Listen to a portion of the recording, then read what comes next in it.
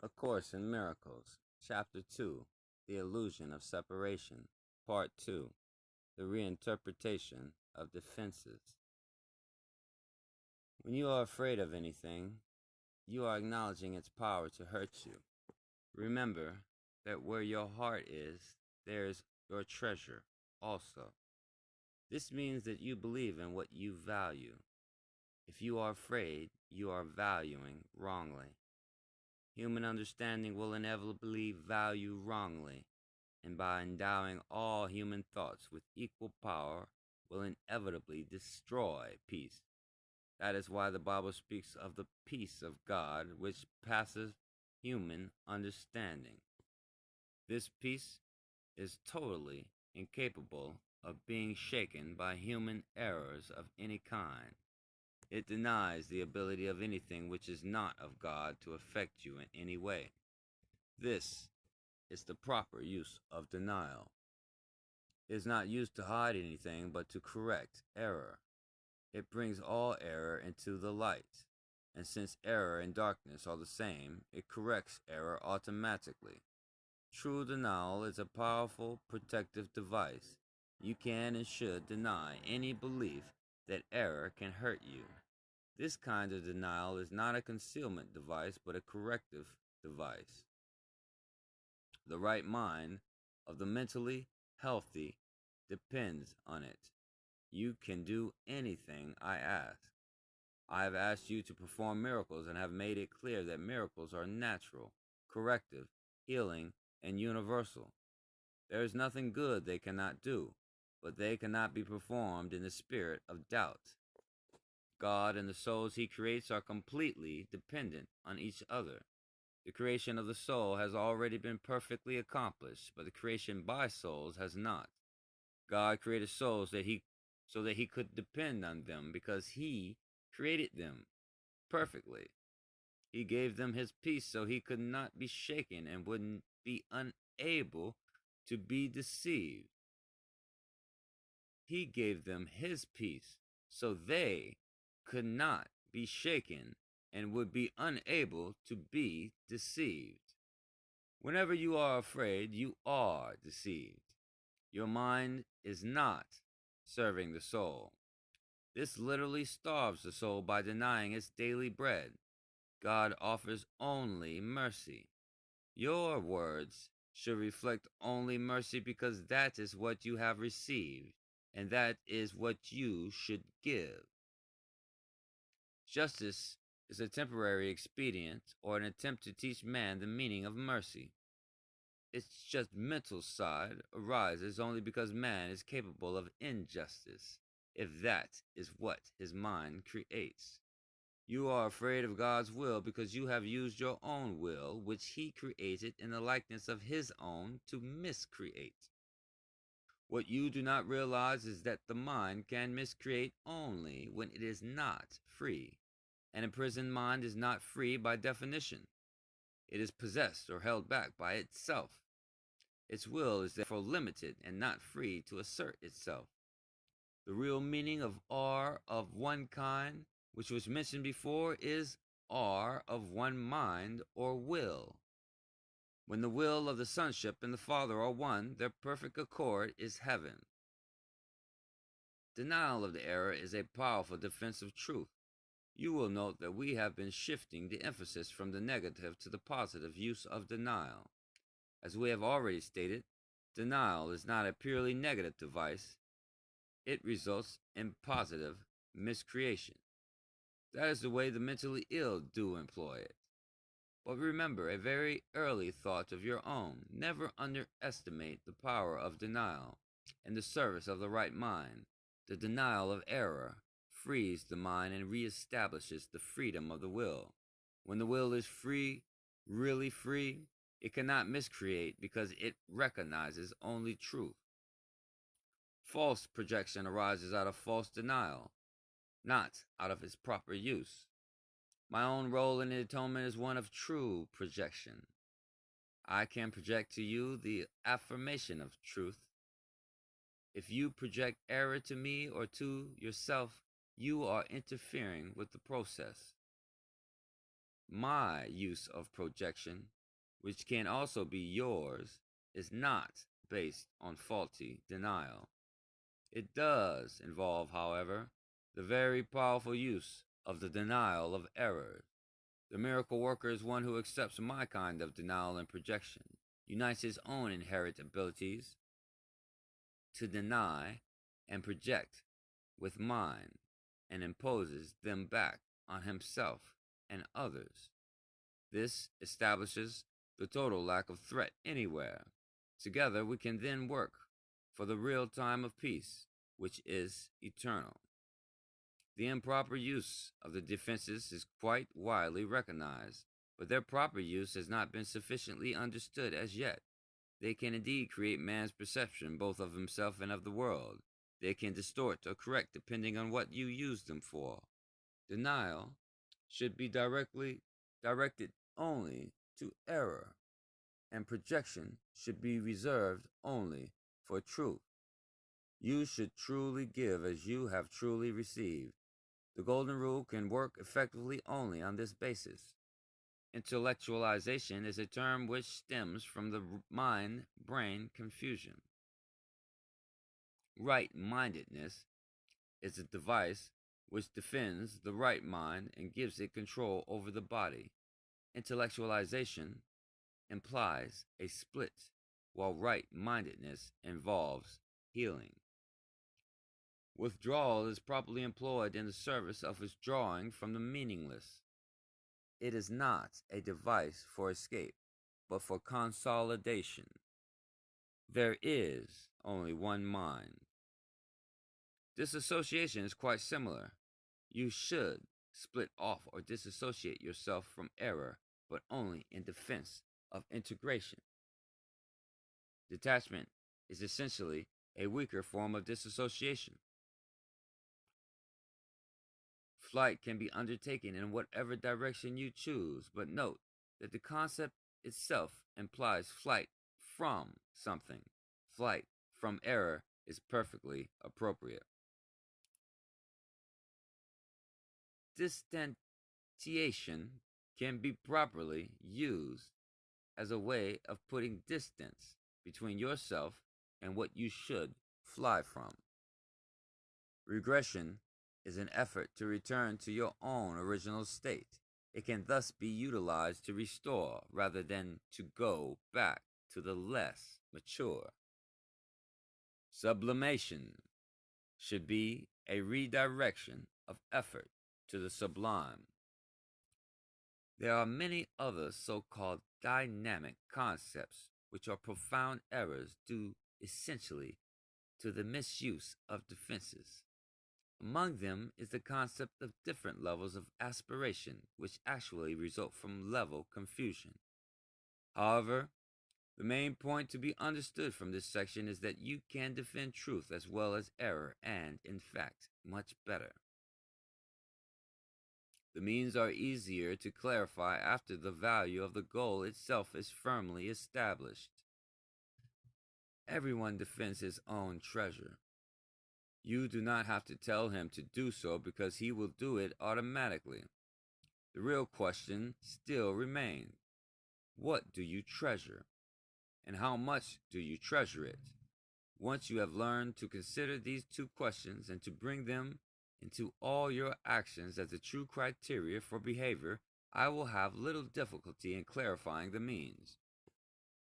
You have not learned to be consistent about this as yet. I have therefore concentrated on showing you that the means are available whenever you ask. You can, however, save a lot of time if you do not extend this step unduly. The correct focus will shorten it immeasurably. The atonement is the only defense which cannot be used destructively. That is because, while everyone must eventually join it, it is not a device which was generated by man. The atonement principle was in effect long before the atonement itself began. The principle was love, and the atonement itself was an act of love. Acts are not necessary before the separation because the time-space belief did not exist.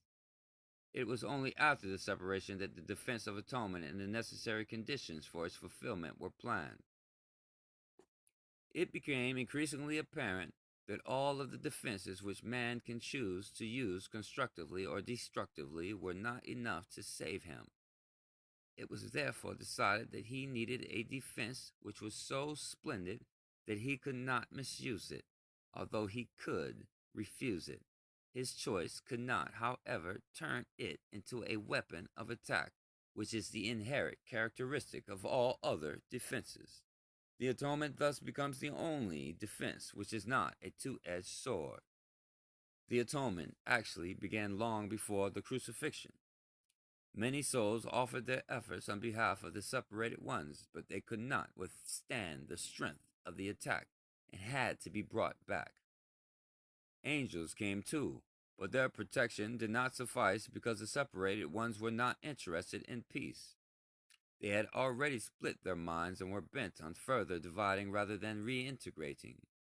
The levels they introduced into their minds turned against each other, and they established differences, divisions, cleavages, dispersions, and all the other concepts related to the increasing splits which they produced.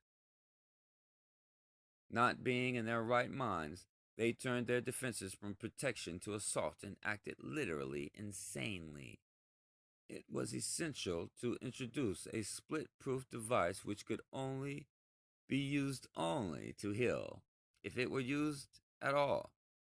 The atonement was built into the space-time belief in order to set a limit on the need for the belief, and ultimately to make learning complete. The atonement was built into the space-time belief in order to set a limit on the need for the belief, and ultimately to make learning complete. The atonement is the final lesson. Learning itself, like the classrooms in which it occurs, is temporary. The ability to learn has no value when change of understanding is no longer necessary. The eternally creative have nothing to learn. Only after the separation was it necessary to direct the creative forces to learning because changed behavior had become mandatory. Men can learn to improve their behavior and can also learn to become better and better learners. This serves to bring them into closer and closer accord with the sonship, for the sonship itself is a perfect creation, and perfection is not a matter of degree. Only while there are different degrees is learning meaningful. The evolution of man is merely a process by which he proceeds from one degree to the next. He corrects his previous missteps by stepping forward. This represents a process which is actually incomprehensible in temporal terms because he returns as he goes forward. The atonement is the device by which he can free himself from the past as he goes ahead. It undoes his past errors, thus making it unnecessary for him to keep retracing his steps without advancing to his return. In this sense, the atonement saves time, but, like the miracle which serves it, does not abolish it. As long as there is need for atonement, there is need for time. But the atonement, as a completed plan, does have a unique relationship to time. Until the atonement is finished, its various phases will proceed in time, but the whole atonement stands at time's end. At this point, the bridge of return has been built. The atonement is a total commitment. You still think this is associated with loss. This is the same mistake all the separated ones make in one way or another. They cannot believe that a defense which cannot attack is the best defense. This is what is meant by the meek shall inherit the earth. They will literally take it over because of their strength. A two-way defense is inherently weak precisely because it has two edges and can turn against the self very unexpectedly. This tendency cannot be controlled except by miracles. The miracle turns the defense of the atonement to the protection of the inner self, which, as it becomes more and more secure, assumes its natural talent of protecting others. The inner self knows itself as both a brother and a son. You know that when defenses are disrupted, there is a period of real disorientation accompanied by fear, guilt, and usually vacillations between anxiety and depression. This course is different in that defenses are not being disrupted but reinterpreted, even though you may experience it as the same thing. In the reinterpretation of defenses, only their use for attack is lost, since this means they can be used only one way. They become much stronger and much more dependable. They no longer oppose the atonement, but greatly facilitate it. The atonement can only be accepted within you. You have perceived it largely as external thus far, and that is why your experience of it has been minimal. The reinterpretation of defenses is essential in releasing the inner light, since the separation of man's defenses have been used almost entirely to defend himself against the atonement and thus maintain the separation. They themselves generally see this as a need to protect the body. The many body fantasies with which men's minds are engaged arise from the distorted belief that the body can be used as a means for attaining atonement.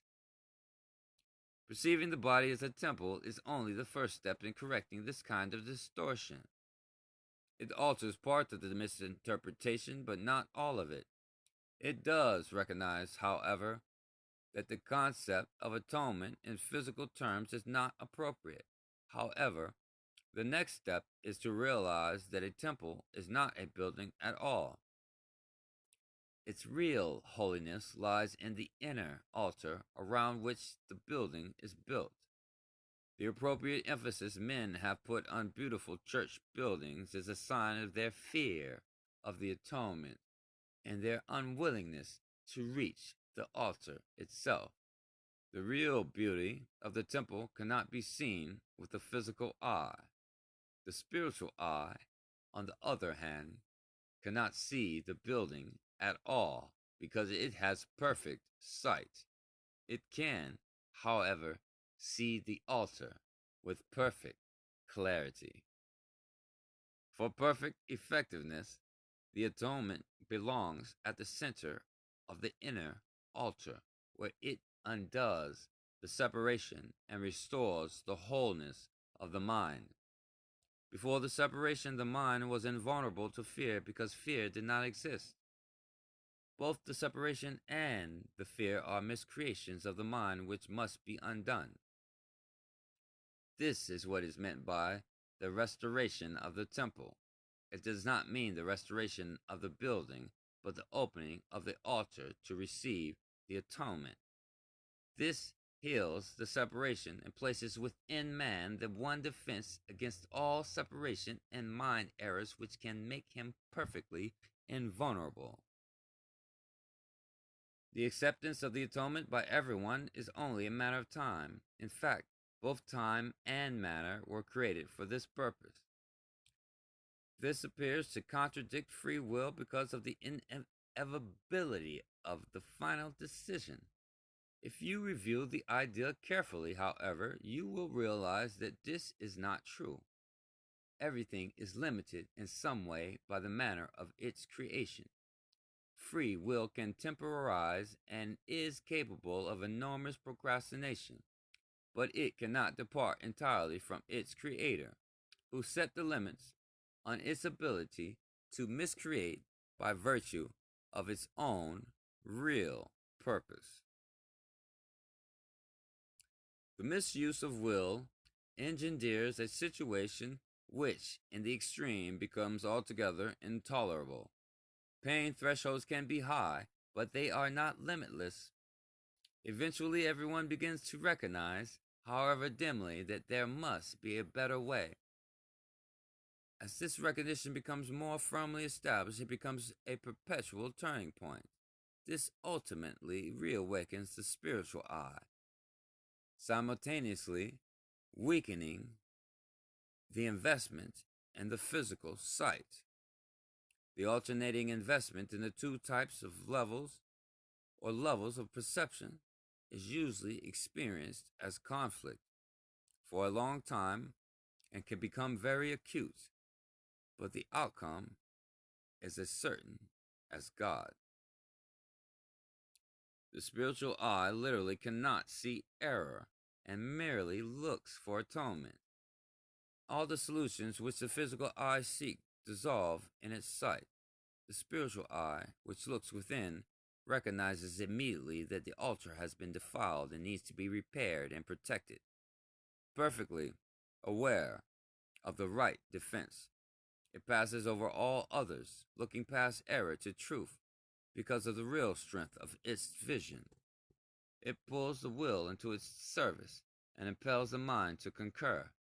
This reestablishes the true power of the will and makes it increasingly unable to tolerate delay. This reestablishes the true power of the will and makes it increasingly unable to tolerate delay. The mind then realizes with increasing certainty that delay is only a way of increasing unnecessary pain, which it need not tolerate at all. The pain threshold drops accordingly, and the mind becomes increasingly sensitive to what it would once have regarded as very minor intrusions of discomfort. The children of God are entitled to perfect comfort, which comes from a sense of perfect trust. Until they achieve this, they waste themselves and their true creative powers on useless attempts to make themselves more comfortable by inappropriate means. But the real means is already provided and does not involve any effort at all on their part. Their egocentricity usually misperceives this as personally insulting, an interpretation which obviously arises from their misperception of themselves. Egocentricity and communion cannot coexist. Even the terms are contradictory. The atonement is the only gift that is worthy of being offered to the altar of God. This is because of the inestimable value of the altar itself. It was created perfect and is entirely worthy of receiving perfection. God is lonely without his souls, and they are lonely without him. Men must learn to perceive the world as a means of healing the separation. The atonement is the guarantee that they will ultimately succeed.